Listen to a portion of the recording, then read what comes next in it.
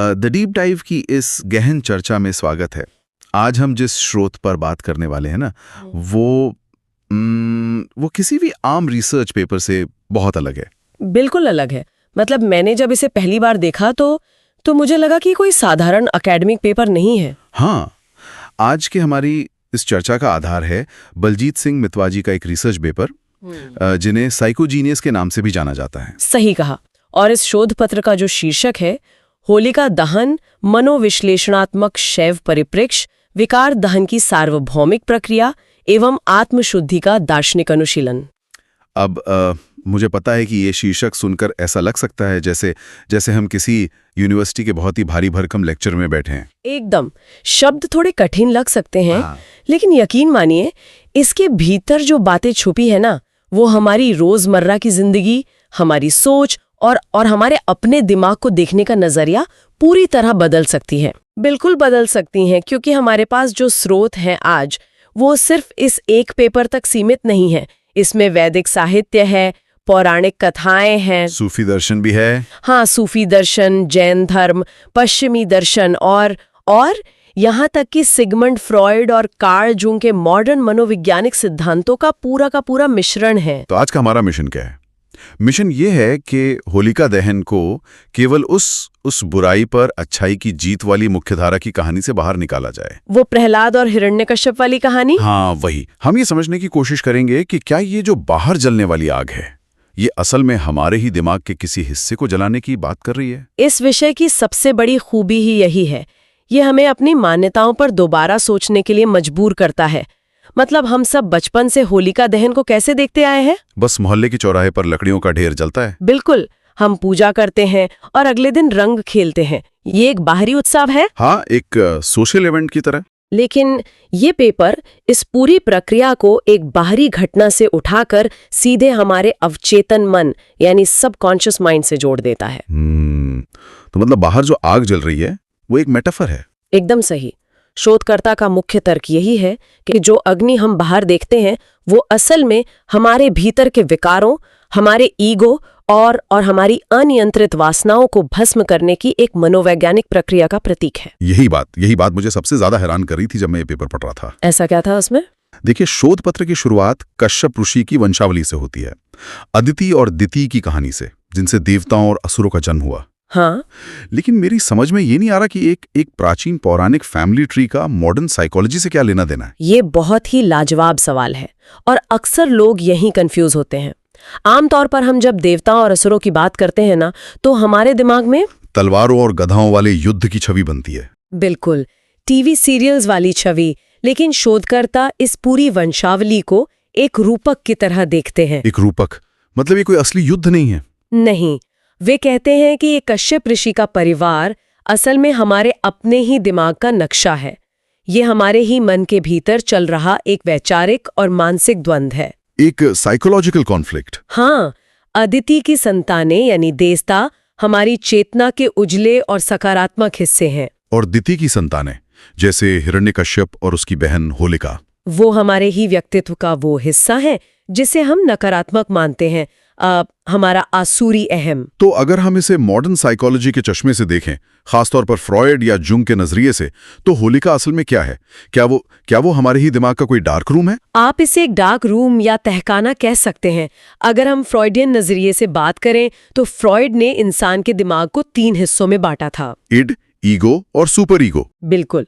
अब ये जो इड है ना, ये हमारे दिमाग का वो जिद्दी और जंगली बच्चा है जिसे बस अपनी इच्छाएं पूरी करनी है, चाहे समाज के नियम कुछ भी हो। हाँ, तो शोधकर्ता के अनुसार होलिका कोई राक्षसी नहीं है। वो हमारे ही अवचेतन मन की उन दबी हुई और अवांछित इच्छाओं का प्रतीक है जिन्हें फ्रॉयड इड कहते हैं। और कार्ल जुंग के सिद्धांत में इसे कैसे देखा गया? कार्ल जुंग के मनोविज्ञान में इसे शैडो कहा गया है। इसे ऐसे समझे, मान लीजिए आपका व्यक्तित्व एक घर है। ठीक है। ड्राइंग रूम बहुत साफ सुथरा है जहां आप दुनिया से मिलते हैं, जहां हम अपना बेस्ट रूप दिखाते हैं। बिल्कुल। लेकिन घर में एक तहखाना भी है जहां आपने अपना सारा कचरा, अपना गुस्सा, अपनी ईर्ष्या और अपनी सारी कमियां छुपा रखी हैं, जिन्हें हम खुद से भी छिपाना चाहते हैं। हाँ, जुंग कहते हैं कि मनोवैज्ञानिक रूप से स्वस्थ होने के लिए आपको अपने इस शैडो को स्वीकार करना पड़ता है। इसे वो शैडो इंटीग्रेशन कहते हैं। ओह, तो इसका मतलब ये हुआ कि जब हम होलिका को जलते हुए देखते हैं तो हम किसी पौराणिक विलन को नहीं जला रहे हैं। नहीं, बिल्कुल नहीं। हम असल में अपने ही उस तहखाने का कचरा जला रहे हैं। अपनी ही उन कमियों को भस्म कर रहे हैं जिन्हें हमने छिपा कर रखा था। एकदम सही पकड़ा आपने। अधर्म का जलना असल में अचेतन मन में छिपे उस अंधकार का जलना है। अमेजिंग। जब आप अपने उस शैडो या इड को ज्ञान की अग्नि में शुद्ध कर लेते हैं, केवल उसके बाद ही आप शुद्ध चेतना तक पहुंच सकते हैं, जिसे फ्रॉइड सुपर ईगो कहते हैं। शैव दर्शन में उसी अवस्था को शिवत्व की प्राप्ति कहा गया है। ये तो सच में दिमाग के तारों को झकझोर देने वाला विश्लेषण है ना? हाँ। लेकिन देखिए, जब हम इतने गहरे सामाजिक और मनोवैज्ञानिक पहलुओं पर बात कर रहे हैं, तो मुझे स्रोतों में मौजूद एक बहुत ही तीखी बहस का भी जिक्र करना चाहिए। आप उस नारीवाद वाली बहस की बात कर रहे हैं? हाँ, हमारे पास जो नोट्स और आर्टिकल्स हैं, उनमें कुछ आधुनिक और वामपंथी दृष्टिकोण भी शामिल हैं, और वे एक बहुत ही वाजिब और संवेदनशील सवाल उठाते हैं कि क्या होलिका दहन स्त्री शक्ति का अपमान है? बिल्कुल। उनका कहना है कि क्या होलिका दहन असल में नारी शक्ति का अपमान है या स्त्री दहन है। कुछ लोग इसे पुरुष प्रधान मानसिकता का एक क्रूर प्रतीक मानते हैं। अब देखिए, हमारा काम यहां किसी का पक्ष लेना या ये तय करना नहीं है कि कौन सही है या कौन गलत। हाँ, हमारा काम बस स्रोतों के विमर्श को सामने रखना है। बिल्कुल, हम पूरी तरह से तटस्थ हैं। लेकिन मुझे ये जानने में बहुत दिलचस्पी है कि ये शोध पत्र इस आलोचना का सामना कैसे करता है। क्या इसमें इस विवाद का कोई जवाब दिया गया है? शोधकर्ता ने इस विमर्श को पूरी तरह से स्वीकार किया है और इसका बहुत ही तार्किक विश्लेषण किया है। शैव दर्शन के आधार पर? हाँ, शोध पत्र शैव दर्शन के आधार पर इस दावे को चुनौती देता है कि होलिका दहन कोई स्त्री विरोधी कृत्य है। शैव दर्शन का तो मूल आधार ही ये है कि शिव और शक्ति को अलग नहीं किया जा सकता। वो अविभाज्य हैं। बिल्कुल। हाँ। शिव के आधे अंग में माता उमा विराजमान है, जो अर्धनारीश्वर का स्वरूप है। शैव परंपरा ने हमेशा नारी शक्ति को सर्वोपरि रखा है। तो फिर वो इस होलिका दहन को कैसे समझाते हैं? इस बात को साबित करने के लिए शोधकर्ता दक्ष यज्ञ का एक बहुत ही सटीक और शक्तिशाली उदाहरण सामने रखते हैं। दक्ष यज्ञ, यानी वो प्रसंग जहां माता सती ने अग्नि में आत्मदाह कर लिया था। हाँ, जब प्रजापति दक्ष ने अपने यज्ञ में भगवान शिव को आमंत्रित नहीं किया और माता सती का घोर अपमान किया, जिसके कारण उन्हें आत्मदाह करना पड़ा। तो शिव की प्रतिक्रिया क्या थी? शिव ने शोक में डूबकर हार नहीं मानी। उन्होंने अपने क्रोध से उग्र वीरभद्र का अवतार लिया। और वीरभद्र ने वो पूरा यज्ञ विध्वंस कर दिया था। बिल्कुल। और प्रजापति दक्ष का सिर धड़ से अलग करके उसी यज्ञ की अग्नि में स्वाहा कर दिया था। बाप रे। अब शोधकर्ता यहाँ एक बहुत ही तार्किक प्रश्न पूछते हैं। क्या? वे तर्क देते हैं कि जो परंपरा या जो दर्शन एक स्त्री के अपमान पर इतना प्रचंड रूप ले सकता है कि वो पूरी सृष्टि में त्राहिमाम मचा दे, क्या वो परंपरा कभी भी किसी स्त्री दहन का उत्सव मना सकती है? ये एक बहुत ही दिलचस्प और मजबूत नजरिया है। तो अगर वो स्त्री नहीं है जिसे जलाया जा रहा है, तो फिर वो क्या है? मनोविज्ञान इसे कैसे देखता है? मनोवैज्ञानिक दृष्टि से जिसे जलाया जा रहा है वो किसी स्त्री का शरीर नहीं, बल्कि अधर्म और अहंकार का मानवीकरण है। ओके।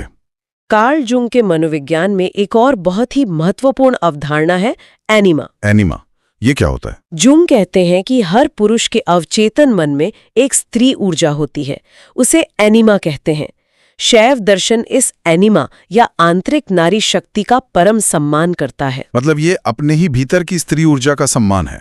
हाँ, इसलिए होलिका का जलना नारी का अपमान नहीं है, बल्कि उन विकारों और उस आसुरी अहंकार का जलना है जो हमारी वास्तविक शुद्ध ऊर्जा को बाहर आने से रोक रहे हैं। यह सच में एक बहुत ही अलग पर्सपेक्टिव है। अब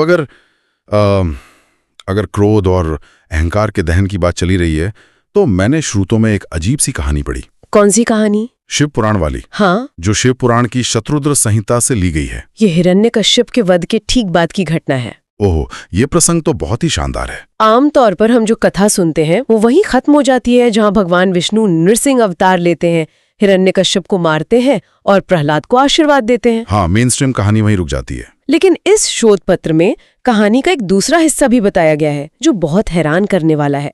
क्या आप इस प्रसंग को थोड़ा खोलकर समझा सकती हैं? ये प्रसंग ना इस पूरे शोध पत्र का एक टर्निंग पॉइंट है। हिरण्यकश्यप का वध तो हो गया, लेकिन भगवान नृसिंह का क्रोध शांत नहीं हुआ। वो तो बहुत उग्र अवस्था में थे। अत्यंत उग्र। उनका शरीर क्रोध से जल रहा था और वे पूरी सृष्टि के लिए खतरा बन गए थे। मतलब उनका क्रोध आउट ऑफ कंट्रोल हो गया था। मनोविज्ञान की भाषा में हम कह सकते हैं कि उनका वो क्रोध उस इड या अनियंत्रित आदिम ऊर्जा का प्रतीक बन गया था, जो अगर कंट्रोल न की जाए तो सब कुछ तबाह कर सकती है। तो देवता परेशान होंगे कि अब इस परम क्रोध को शांत कैसे किया जाए। बिल्कुल। तब भगवान शिव ने शरभावतार धारण किया। शरभावतार, ये एक ऐसा रूप था? शरभ एक विशालकाय 8 पैरों वाले सिंह पक्षी का बहुत ही अद्भुत और शक्तिशाली रूप था। ये रूप इतना विराट था कि उसने नृसिंह भगवान को अपने भीतर समा लिया। मतलब शिव ने नृसिंह पर हमला किया? नहीं, यहाँ कोई युद्ध नहीं हुआ। शरभ भगवान ने नृसिंह को अपने पंखों और वात्सल्य के आगोश में ले लिया। वात्सल्य के आगोश में? हाँ, और उन्हें आसमान में बहुत ऊंचा उठा लिया। शिव के उस वात्सल्य पूर्ण आलिंगन से भगवान नृसिंह का सारा क्रोध, सारा उग्र रूप शांत हो गया और वे वापस अपने सौम्य विष्णु स्वरूप में आ गए। एक सेकंड, तो आप कह रही हैं कि शिव ने विष्णु के उग्र अवतार को किसी हथियार से नहीं बल्कि गले लगाकर शांत किया? बिल्कुल। ये तो हरिहर समन्वय का एक बहुत ही शानदार उदाहरण है, जहां शिव और विष्णु एक हो रहे हैं। लेकिन इसे हम अपने दिमाग या मनोविज्ञान से कैसे जोड़ें? अगर हम इसे गहरे मनोवैज्ञानिक परिप्रेक्ष्य में देखें तो ये शैव और वैष्णव दर्शन के बीच कोई वर्चस्व की लड़ाई नहीं है। तो फिर क्या है? ये वो अवस्था है जहां हमारी भीतर का विनाशकारी क्रोध या शैडो हमारी ही उच्च चेतना या ट्रांसेंडेंट सेल्फ में विलीन हो जाता है। मतलब जब हमारा ईगो आउट ऑफ कंट्रोल हो जाता है? हाँ, तो हमारी जो सर्वोच्च चेतना है, हायर सेल्फ, वो उसे अपने वात्सल्य और ज्ञान से वश में कर लेती है, उसे शांत कर देती है। ये बहुत ही खूबसूरत विचार है, बुराई को प्यार से, चेतना से शांत करना। बिल्कुल। और शोधकर्ता बलजीत सिंह मिथवा जी की सबसे खास बात मुझे ये लगी कि उन्होंने इस दहन या भस्म करने के कंसेप्ट को सिर्फ हिंदू धर्म या इन पुराणों तक ही सीमित नहीं रखा है। हाँ, उन्होंने इसे बहुत यूनिवर्सल बना दिया है। वही, उन्होंने इसे अलग अलग संस्कृतियों और धर्मों से जोड़कर एक यूनिवर्सल सिद्धांत बना दिया है। जैसे मुझे याद आ रहा है कि स्रोतों में दक्षिण भारत की होली का भी जिक्र है, जिसे काम दहन कहा जाता है। हाँ, भारत के दक्षिणी राज्यों में होली को मुख्य रूप से काम दहन के रूप में ही मनाया जाता है। शिव पुराण में वो प्रसिद्ध कथा है कि जब शिव गहरी समाधि में थे तो कामदेव ने उन पर काम बाण चलाया था। सही। तब शिव ने अपनी तीसरी आंख खोलकर कामदेव को भस्म कर दिया था। मनोविश्लेषण की भाषा में शिव का वो त्रिनेत्र ज्ञान का प्रतीक है और कामदेव लिबिडो या सांसारिक वासनाओं का। तो ये हमारी अपनी अचेतन इच्छाओं का दमन है। बिल्कुल। और अगर हम बौद्ध धर्म में जाएं तो वहां भगवान बुद्ध की मार पर विजय का प्रसंग आता है। मार मतलब? मार यानी काम और मृत्यु की आसुरी शक्तियां। बुद्ध ने अपनी शुद्ध चेतना से उस मार का दहन किया था। तो वहां भी वही प्रोसेस है और बात सिर्फ यहीं तक नहीं रुकती। जैन दर्शन में भी ये अवधारणा बहुत स्पष्ट रूप से मौजूद है ना? बिल्कुल मौजूद है। जैन दर्शन में इस प्रक्रिया को कैवल्य दहन या निर्जरा कहा जाता है। निर्जरा का क्या मतलब हुआ? निर्जरा का मतलब है आत्मा पर चिपके हुए कर्मों के बंधनों को झड़ना या जलाना। जैन मुनि कठोर तपस्या और साधना की अग्नि के माध्यम से अपने कर्म बंधनों को जलाकर भस्म कर देते हैं। तो जब तक वे कर्म जल नहीं जाते तब तक मोक्ष या कैवल्य ज्ञान की प्राप्ति नहीं हो सकती। और सूफी परंपरा, सूफीवाद तो प्रेम और समर्पण की बात करते हैं ना, वहां जलने या भस्म होने का क्या काम? सूफी परंपरा में तो ये और भी गहरे स्तर पर है। महान सूफी संत जलालुद्दीन रूमी का एक बहुत ही प्रसिद्ध कथन है, मरने से पहले मरो। Die before you die. हाँ, सूफीवाद में इस अवस्था को फना कहा जाता है। फना का मतलब किसी बाहरी चीज को जलाना नहीं है। इसका मतलब है ईश्वरीय प्रेम में अपने नफ्स या अपने ईगो को पूरी तरह जला देना, अपने ईगो को खत्म कर देना। जब तक आप अपने भीतर के उस मैं को नहीं मिटाते, जब तक आप राख नहीं हो जाते, तब तक आप उस परमात्मा के दिव्य प्रेम में विलीन नहीं हो सकते। मतलब हर रास्ता अंत में उसी तहखाने की सफाई पर आ रहा है, अपने भीतर के कचरे को जलाने पर। बिल्कुल। लेकिन पश्चिमी दर्शन के बारे में क्या प्लेटो या वेस्टर्न फिलोसफर्स भी किसी ऐसी ही प्रक्रिया की बात करते हैं? 100%। पश्चिमी दर्शन में इसे प्योर सेल्फ लाइट या शुद्ध आत्म प्रकाश कहा गया है। अगर हम प्लेटो की बात करें तो उनकी गुफा की रूपक कथा हाँ बहुत मशहूर है, मैंने पढ़ा है इसके बारे में। जहां लोग गुफा में बंधे होते हैं। हाँ, प्लेटो कहते हैं कि कल्पना कीजिए कुछ लोग एक अंधेरी गुफा में जंजीरों से बंधे हैं। उनके पीछे एक आग जल रही है और वे सामने की दीवार पर सिर्फ परछाइयां देख रहे हैं। और वे उन परछाइयों को ही सच मान लेते हैं, क्योंकि उन्होंने कभी असली दुनिया देखी ही नहीं। हमारा ईगो या अज्ञान भी हमें यही परछाइयां दिखाता है। तो फिर गुफा से बाहर कैसे आते हैं? जब कोई व्यक्ति जंजीरें तोड़कर गुफा से बाहर आता है सूरज की तेज रोशनी में, तो शुरुआत में उसकी आंखें चौंधिया जाती हैं। वो प्योर लाइट है। अपना ईगो और अज्ञान जलाए बिना आप उस गुफा से बाहर नहीं आ सकते। तो चाहे वो जर्मन रहस्यवादी मास्टर एकहार्ट का डिवाइन लाइट हो या अमेरिकी दार्शनिक राल्फ वॉल्डो इमर्सन का ट्रांसपेरेंट आईबॉल वाला सिद्धांत, वाह, जहां इंसान एक पारदर्शी आंख बन जाता है जो सब कुछ शुद्ध रूप में देखती है। तो इन सब का मूल अर्थ यही है कि जब तक हमारे भीतर ईगो डेथ नहीं होती तब तक असली चेतना जागृत नहीं हो सकती। बिल्कुल सही कहा आपने। शिव का त्रिनेत्र हो, जैनियों की निर्जरा हो, सूफियों का फना हो या पश्चिमी दर्शन की ईगो डेथ हो, सब अलग अलग भाषाओं में एक ही बात कह रहे हैं कि अपने विकारों का दहन करो। हाँ, अब यहाँ से ये शोध पत्र एक बहुत ही व्यवहारिक और कैलेंडर से जुड़े सवाल की तरफ मुड़ता है। कैलेंडर? हाँ, एक सवाल जो अक्सर मेरे भी मन में आता था कि महाशिवरात्रि और होली के बीच इतना कम समय क्यों होता है। अच्छा, हाँ। देखिए, महाशिवरात्रि फाल्गुन के महीने में कृष्ण पक्ष की चतुर्दशी को आती है और होली उसी फाल्गुन महीने की पूर्णिमा को। इनके बीच सिर्फ 14-15 दिन का ही फासला है। क्या इसके पीछे भी कोई मनोवैज्ञानिक या वैरागी यात्रा है? ये फासला कोई इत्तेफाक नहीं है। शोध पत्र हमें शैव साधना की एक बहुत ही क्रमिक यात्रा पर ले जाता है। क्रमिक यात्रा कैसे? शैव परंपरा में 4 तरह की शिवरात्रियों का जिक्र है। महाशिवरात्रि, सावन शिवरात्रि, मासिक शिवरात्रि और नित्य शिवरात्रि। लेकिन फाल्गुन मास की ये जो यात्रा है ना, वो असल में वैराग्य से शुरू होकर आनंद तक पहुंचने की यात्रा है। वैराग्य से आनंद तक। आपने उज्जैन के महाकालेश्वर मंदिर की भस्म आरती के बारे में तो जरूर सुना होगा। हाँ बिल्कुल, जहाँ भगवान शिव को चिता की ताजी भस्म चढ़ाई जाती है। बिल्कुल, उसे हम भस्म होली कह सकते हैं। एक वैरागी की दृष्टि में भस्म नश्वरता का प्रतीक है कि सब कुछ एक दिन राख हो जाएगा। हाँ, ये राख हमें याद दिलाती है कि ये शरीर, हमारे पद, हमारा बैंक बैलेंस और हमारा सारा अहंकार एक दिन राख हो जाना है। इसलिए आध्यात्मिक यात्रा की शुरुआत में साधक सबसे पहले अपने माथे पर भस्म लगाता है ताकि उसे अपनी असलियत याद रहे। वो अपने भीतर की बुराइयां, अपनी ईगो और अपनी सांसारिक चंचलता को जलाता है। ये वो समय है जो शिवरात्रि से शुरू होता है। यानी आप सीधे रंग खिलने नहीं जा सकते, पहले आपको उस भस्म से गुजरना होगा। अर्थ है आनंद, चंचलता और समावेशन, लेकिन आप सीधे सच्चे आनंद तक नहीं पहुंच सकते। अगर भीतर कचरा है तो बाहर का रंग क्या करेगा? बिल्कुल, अगर आपके भीतर कचरा भरा है तो बाहर के रंग कोई मायने नहीं रखते। पहले आपको शिवरात्रि के उस गहन अंधकार में अपने अहंकार और विकारों का दहन करना होगा, उन्हें भस्म करना होगा। और जब भीतर की सफाई हो जाए, जब आपके भीतर पूरी तरह से शुद्धि हो जाए, जब आप उस प्योर सेल्फ को प्राप्त कर लें, केवल तभी आप फाल्गुन पूर्णिमा के उस अलौकिक आनंद के रंग को धारण करने के योग्य बनते हैं। वाओ! शोध पत्र में एक बहुत ही खूबसूरत वाक्य है, सत्य में शिव समाए। जब आपके सारे विकार जल जाते हैं, तभी आपका असली शुद्ध स्वरूप प्रकट होता है। ये सारी चर्चा सच में बहुत ही गहरी और आंखें खोलने वाली है। तो अगर हम इस पूरी चर्चा को समेटें तो हमारे लिए सबसे बड़े टेकअवेज क्या हैं? हम इस शोध से क्या सीख सकते हैं? इस पूरी चर्चा का मुख्य सार यही है कि होलिका दहन केवल लकड़ियों के ढेर को जलाने का कोई साधारण वार्षिक अनुष्ठान नहीं है। वो बस एक रिचुअल नहीं है। हाँ, ये विकार दहन की एक सार्वभौमिक और मनोवैज्ञानिक प्रक्रिया का प्रतीक है।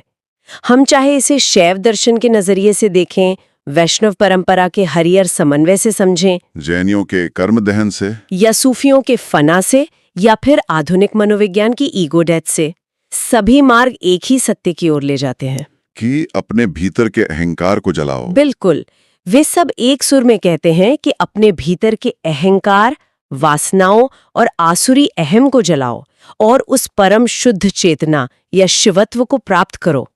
ये बाहर की दुनिया को दिखाने का नहीं, बल्कि खुद के भीतर झांकने और आंतरिक वैराग्य का उत्सव है। अगर हम इसे आज के संदर्भ में देखें तो मुझे लगता है इसकी अहमियत और भी बढ़ जाती है। आज के समय में तो ये बहुत जरूरी है। आज हम जिस दुनिया में जी रहे हैं, जहां सोशल मीडिया का शोर है, जहां हर कोई अपने बाहरी दिखावे और एक फिल्टर लगी जिंदगी में उलझा है, वहां हमारा ईगो हर वक्त भूखा रहता है। हम हमेशा लाइक्स और वैलिडेशन ढूंढते रहते हैं। बिल्कुल।